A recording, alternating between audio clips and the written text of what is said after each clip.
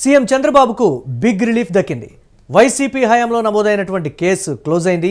చంద్రబాబుపై ఉన్న మద్యం కేసును కొట్టివేత జరిగింది. గత జగన్ ప్రభుత్వ హయాంలో చంద్రబాబుపై ఎక్సైజ్ కేసు నమోదైంది. ఈ కేసులో దర్యాప్తు పూర్తయినట్లు కోర్టుకు తెలిపింది సిఐడి. అక్రమాలు జరిగినట్లు ఆధారాలు లేవని కూడా సిఐడి చెప్పింది. కేసు మూసివేతకు ఎలాంటి అభ్యంతరం లేదని సిఐడి చెప్పింది. 2023 అక్టోబర్ 30న ఎక్సైజ్ పాలసీలో అక్రమాలు జరిగాయని సిఐడి కేసు నమోదు చేసింది.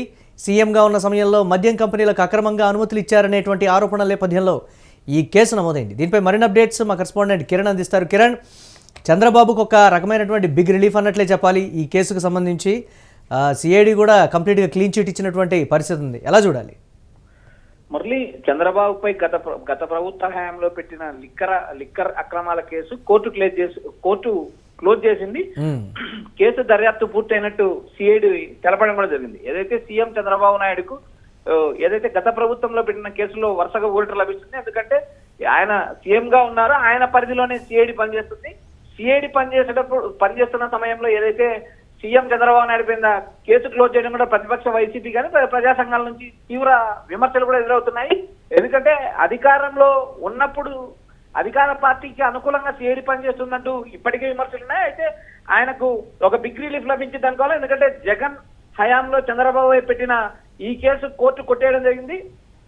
లిక్కర్ పాలసీ వ్యవహారంలో అక్రమాలు చోటు చేసుకున్నాయంటూ గతంలో సిఐడి ఎంక్వైరీ జరిపింది గత ప్రభుత్వంలో. అయితే ఆ ప్రభుత్వంలో అక్రమాలు కనిపించాయి. అక్రమాల మీద ఎంక్వైరీ వేశామని చెప్పి సిఐడి ఆ రోజు పేర్కొంది. అదే సిఐడి ఈ రోజు కోర్టులో ఏదైతే ఈ కేసులను క్లోజ్ చేస్తుందో దీని వెనక ఏమైనా రాజకీయ కోణాలు ఉన్నాయంటూ కూడా మరోవైపు విమర్శలు కురిపిస్తున్నాయి. వైఎస్ఆర్ కాంగ్రెస్ పార్టీ అధికారంలో ఉన్న సమయంలో ఏదైతే 2023 అక్టోబర్ 30న ఎక్సైజ్ పాలసీలో అక్రమాలు జరిగాయని ఇదే సిఐడి కేసు నమోదు చేసింది.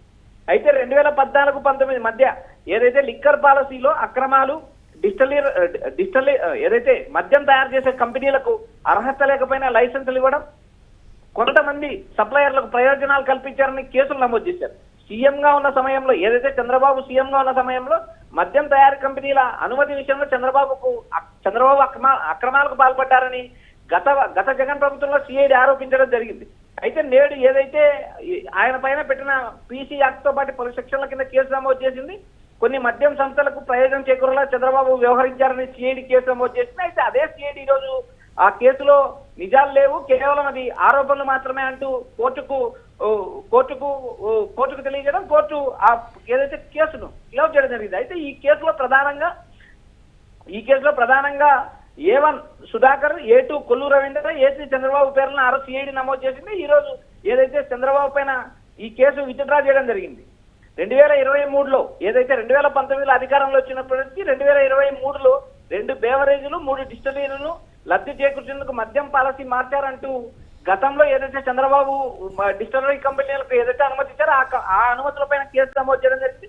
ఓవరాల్ గా ఈ వ్యవహారాన్ని అంతా గమనించిన తర్వాత ఏదైతే అధికారంలో ఉన్న పార్టీలకు ఏదైతే సిఐడి కానీ ఇంకో సంస్థ కానీ అనుకూలంగా ఉంటుందంటూ ప్రజా సంఘాలు వైసీపీ చేసే విమర్శలు కూడా ప్రజల్లో ఒక రకమైన అనుమానాలు రేకెత్తించే పరిస్థితి ఏర్పడింది. Murali, right, thanks for updates Kiran. అది చంద్రబాబుకు సంబంధించి ఒక బిగ్ రిలీఫ్ అయితే దక్కిందనే చెప్పాలి. ఈ నేపథ్యంలో చంద్రబాబుపై నమోదైనటువంటి ఎక్సైజ్ విషయంలో 2023లో నమోదైనటువంటి కేసుకు సంబంధించి అయితే క్లీన్ చిట్ వచ్చింది. ఆయనకు బిగ్ రిలీఫ్ అయితే దక్కింది. వైసీపీ హయాంలో నమోదైనటువంటి కేసు క్లోజ్ అయింది. ఇక చంద్రబాబుపై ఉన్నటువంటి మద్యం కేసు కొట్టివేతకైతే సంబంధించి బ్రేకింగ్ న్యూస్ చూస్తున్నాం. గత జగన్ ప్రభుత్వ హయాంలో చంద్రబాబుపై ఎక్సైజ్ కేసు అయితే నమోదైంది. ఈ కేసులో దర్యాప్తు పూర్తయినట్లుగా సిఐడి కోర్టుకైతే తెలిపింది. అక్రమాలు జరిగినట్లు ఆధారాలు లేవని కూడా సిఐడి చెప్పడం ఇక్కడ గమనార్హం. కేసు మూసివేతకు ఎలాంటి అభ్యంతరం లేదని కూడా సిఐడి చెప్పింది.